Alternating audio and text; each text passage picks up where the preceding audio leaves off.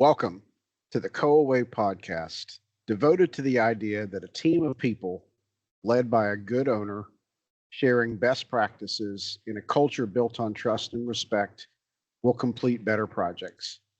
I'm Howie Ferguson. I'm the executive director of COAA, the Construction Owners Association of America. And today we're delighted to be talking with longtime member, volunteer, leader, and friend, Kate Edwards with Whiting Turner. But before Kate introduces herself, let my co-pilot introduce herself. Hey everybody, it's me, Lucy Castro. I am COA's Manager of Operations and Administration, and today I will continue as usual playing Howie's sidekick. Batman and Robin, or we also talked about Howard Stern and Robin, the other Robin. It's more Stern. I think it's more Stern and Givens than the other way around. So. Right on. Well, welcome, Kate. Thanks for being here. Yes. I know how busy you are, so we appreciate it. So just for starters, just tell us, for folks who don't know you, obviously Whiting Turner, what do you do there, and kind of what was your journey, maybe starting after graduation, to how you landed in this role? Yeah, definitely. I'm so happy to be here with some comfortable faces that I've gotten to spend some time with.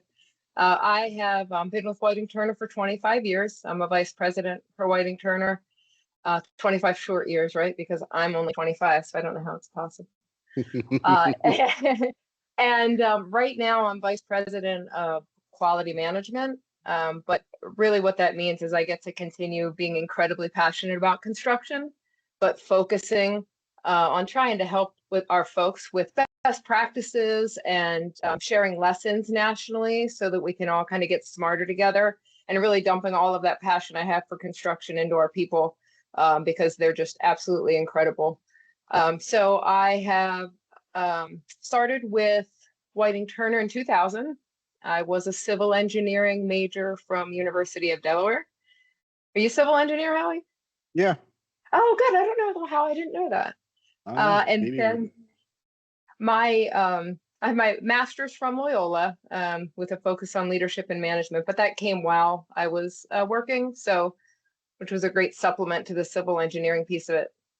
I ended up at Whiting Turner because my dad actually worked for a smaller construction management company in Harrisburg, Pennsylvania, and was talking to one of our executives, since retired, both Italian backgrounds, and we're talking family, getting excited, and he found out that my dad had a daughter who was a junior civil engineer, and offered me up as an internship in that after junior year, and I guess the rest is history, as you would say. But I was in the first, it's a fun fact, in the first round of interns that they put up in housing. So that's my pride story of internships, and ever since our intern program continues to be strong and growing and flourishing. So that's pretty cool. Love it. And Kate, it's funny, we don't pre-script this much. It's just our conversation, but I do usually write down a few words about the person we're talking to. And not surprisingly, you actually said more than once a couple of the words I wrote down about you. Do I want to know what they are? No, they're good. Passion and sharing. And I think of Kate, and I think of like smart as a whip and a bunch of other things. Good athlete, good singer. But I also think that was one I thought of. You have a passion, and you particularly have a passion for sharing, coaching, teaching. Where did that come from? I think if I think back on even into high school and college, and then definitely in early years of construction, I mean, my dad has always just been about people. And so I'm sure that had influence on me. He always kind of looked like he was having fun and enjoyed the collaboration piece of construction. I don't really give much thought to, I mean, I know engineers are kind of process and methodical, but I really always, since early in my career, found that I was really loving spending time and dumping energy into the people. There's just so many smart people in this industry, whether it's with the trades, with our construction owners, who there's nobody who beats them in terms of being passionate about who they're serving. And it just feels a little bit more natural for me to help other people build up their strengths and proficiencies, because I don't really like thinking much about myself in that regard. So this position I'm in now, God love our executives who trusted me to do it, and I'll be forever grateful because it allows me to really put the energy into our people. It's so neat to see when folks realize what makes them special and what makes them so smart, and watch them explore that and watch that just thrive. And truly, I mean, from the interns to our trades, owners, architects, designers, it's so people are so fascinating. No doubt. Well, keeping on the people theme, I don't think y'all are as successful in every way you can measure success as Whiting Turner is. You're not immune to the same issues everyone's dealing with, which is attracting great talent and then retaining great talent. I know you're not HR, but given what you do and given what you just said about the importance of people, and I know the culture of your company, talk to us about the challenges currently of attracting and retaining good people. Yeah, I think that, I mean, obviously we always have a lot to learn, right? I mean, I think that's really part of retaining people is understanding that attracting and retaining them is being open to learning about how we can keep doing things better. And that's the beauty of the industry, probably a lot of industries, is that there's so many opportunities for that. And really tapping into, I mean, from our most seasoned folks, our craftspeople, and how much they have to learn, and connecting them with the newer energy, whether it's a mid-career hire or somebody straight out of college who's coming with, quite frankly, knowledge that I don't have, and really, really believing in the fact that if we can leverage all of that and get everybody together and talking and excited about what they're doing and really connecting with the purpose of what we're doing and serving communities, that we can, it's just very purposeful. And we're not going to get it right. And kind of staying humble in, we don't always do things as people and as a company exactly right, but we try to stay open to learning. I know I personally do. Oh yeah, and that comes out in spades. I think, I loved your answer before, but I think one of the reasons you're so good at not only what you do for a living, but like your volunteer and OTI instructor, the thing I asked about passion for sharing, is because of what you just said. I mean, if you kind of despise people, that's probably not going to be your no thing. place for that. Right. Yeah, construction's pretty interesting because there's so many folks in that engineering space or construction management space, or whether it's healthcare or semiconductor, whatever that might be, who cares so much about process and details. And also, not in exchange for that blend and merge of personalities, which is what COAA is all about, that blend of finding the right personality and team to make the magic happen. Right. And when people fully trust, which is what I see with the COAA owners, trusting in that whole process, not just the budget, not just the schedule, but in the mix of people and trying to get that more right. Yeah.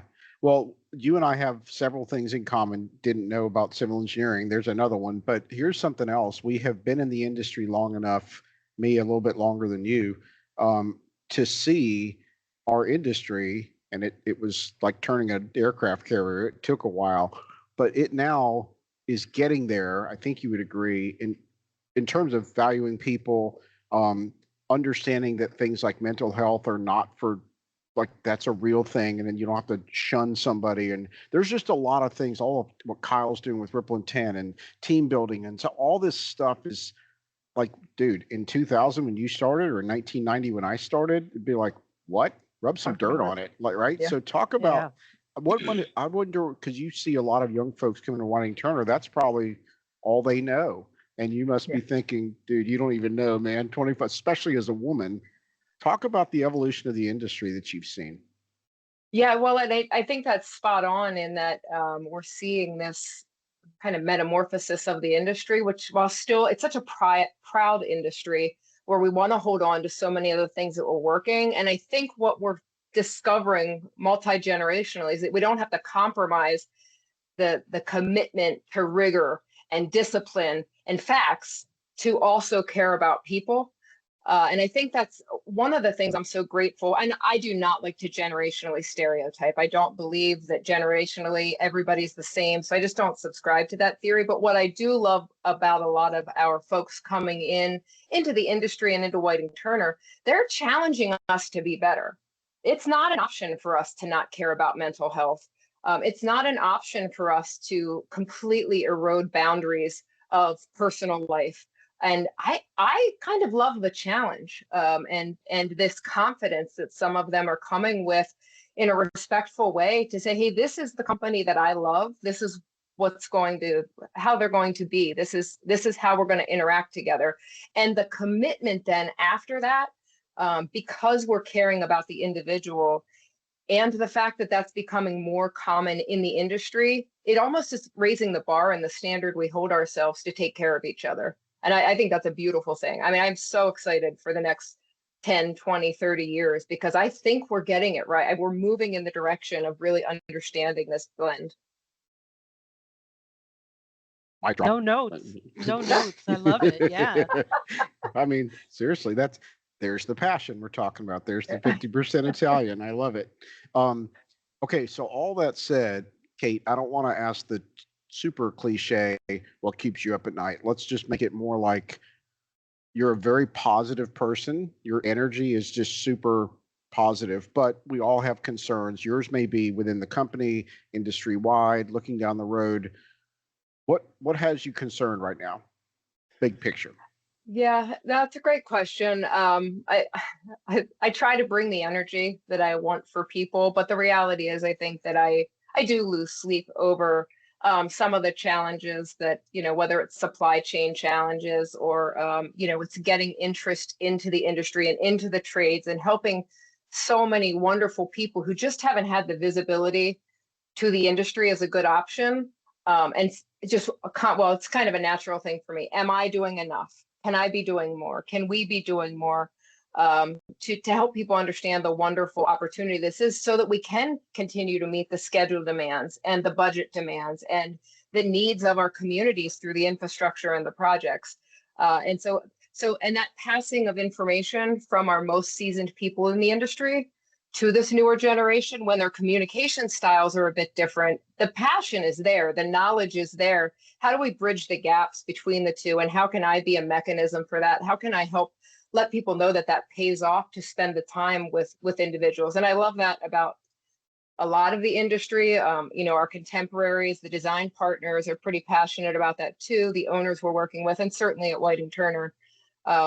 Yes, and I do. I mean, it's very hard for me. I am kind of an empath by nature. You don't always see it probably because we have to stick to business. I worry about people.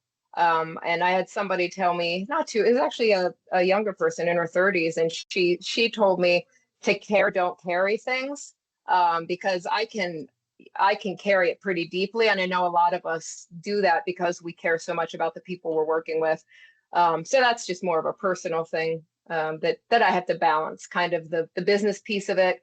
We say we're family, but people do actually have families, and making sure that we allow time for them to build their whole selves out and really focus on that, and still get the job done and still be rigorous and disciplined and keep learning. I love that saying. Care, but don't carry it. I like care, that. Lucy, thank you for admitting. It sounds like you hadn't heard it before. I was going to be like the dumbest guy and say I've never heard that, but I love it. Mean, yeah, but it makes total sense as an empath, right? That you get really involved in this person and that you really want to lift them up and that you're trying to like guide them in there, but you do also have to give them room to grow outside of what you know of them, so that they can be a whole human and then continue to grow. Yeah, that's a great one. And you also have to take care of your own self. I think that's for part sure. of it. I mean, you can't be so invested that now you're suffering. That's absolutely. I haven't mastered that part yet, just like I know you all fully invest in people. That is a hard one. It is a hard one. The same individual, I think it brings up a good concept, which, because we talk about the different generations, I truly believe in reverse mentoring. So I have some of our less seasoned folks that I will ask to take me to task, and tell me what could I do better? Where are my blind spots? What am I accepting that I shouldn't accept? Or what do I need to shift that I maybe am not seeing? God love them. They're honest with me. And so they're learning, they're helping to push me. I mean, let's be honest, technology scares the heck out of me. I love it. I'm going to be a dinosaur before tomorrow, basically, because stuff is moving so fast. But we have so many folks in the industry and here that are going to challenge themselves to keep learning in that space. So really, it's kind of how can we empower them and then get out of the way a little bit, because that's not going to be my specialty. And so I'm very quick to recognize the spots that I'm not as strong. That's one of many. And allowing people to navigate that.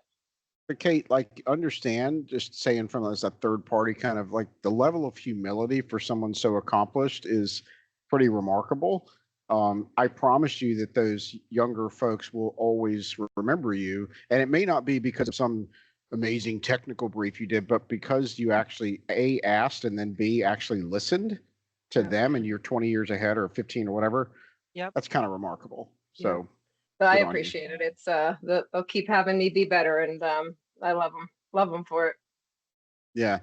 Another one that is bordering on cliche, but I'm kind of fascinated by you and your journey, Kate. So I am going to ask it, even if it is cliche. Like, was there, and if there wasn't one, that's fine. If it was personal, family, friend, in the end, it doesn't matter. But was there a single person, or maybe more than one, who you kind of think of like, I would not be here without? Maybe it's a mentor, or maybe it's just an influence, role model from afar, or was there someone like that for you? Undoubtedly my dad, that I mentioned, who did really well, and seeing him navigate challenges while also prioritizing family. But to this day, he's just so astonished by the things that are possible in the construction space. And it's hard to not be inspired by that. So, and actually, when things get stressful, as they do, right? It was part of running work for 17 years before I accepted the job.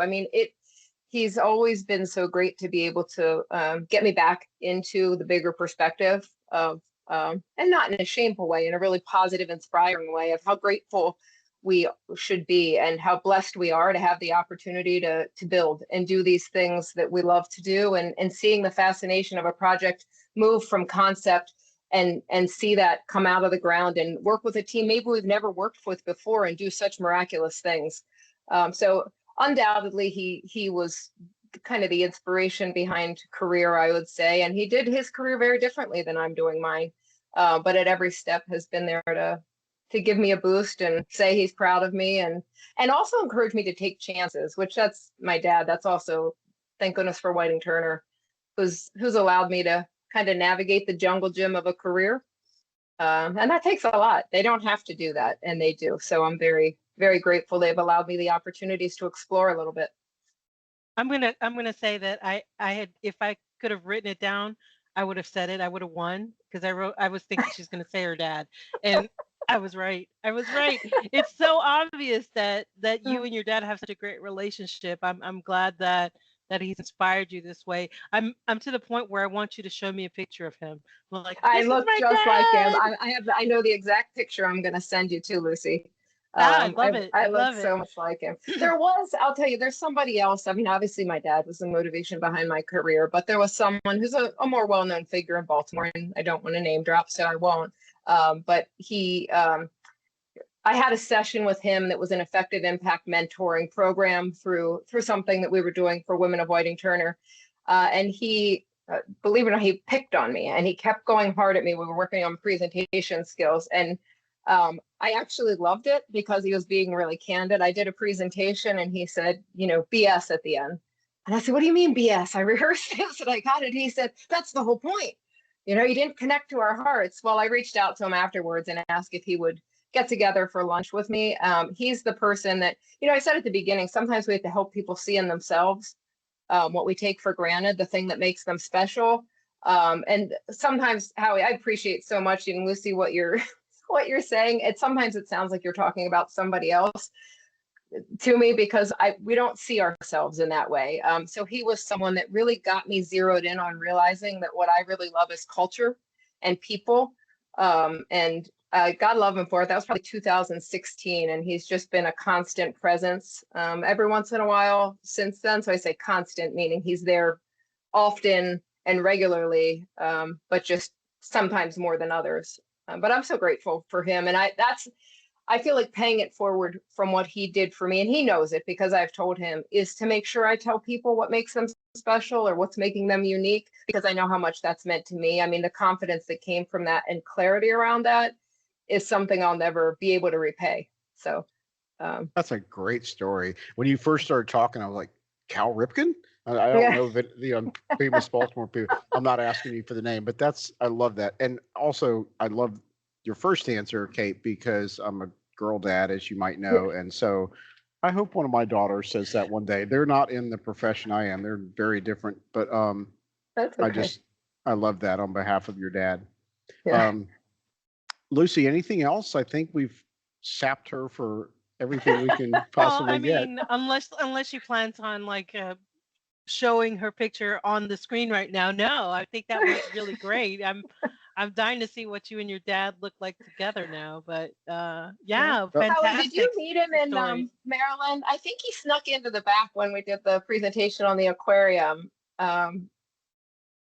Wow, I thought maybe. Kate, Okay, that's sorry. 10 years ago. A long time ago, but yes. Don't know. So he snuck in. You all were gracious enough to let him come in the back so he could have that kind of once in a lifetime. I actually walked that tour. Yeah, I actually walked that tour. I don't usually do the tours, but I did that tour. So I'm bummed that I didn't recognize that you guys were related, or maybe I was just too tired to really figure it out. Oh, that's so cool. I hope he liked it. Was he like, wow? He came to the presentation. Just the CEO of the aquarium had come, and so he just snuck in the back there. But I used to tell everybody if they pulled their hair back, they'd look like my dad, because that's what people used to told me.